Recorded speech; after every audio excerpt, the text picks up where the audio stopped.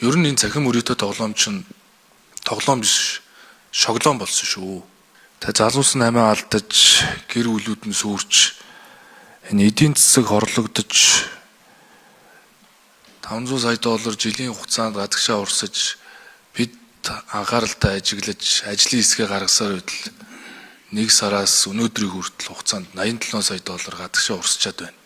Жил бид нар хүүхдийн мөнгөд 1.6 их найдыг зардаг штэ. Хүүхдийн мөнгөд тэнц хэмжээний мөнгө гаргаад явуулсан. Төлбөр таавар бооцоод тоглоомын бие даасан хуулийг гаргах гэдэг шиг байна. Энэ агуулгын цаана бол түүнийг зөвшөөрөл гэсэн агуулга штэ. Над руу мессеж бичээд намайг янз бүрээр сошиаллоор бичээд зөвшөөрөхгүй. Тийм байхгүй. Засгийн газар засах үүрэгтэй.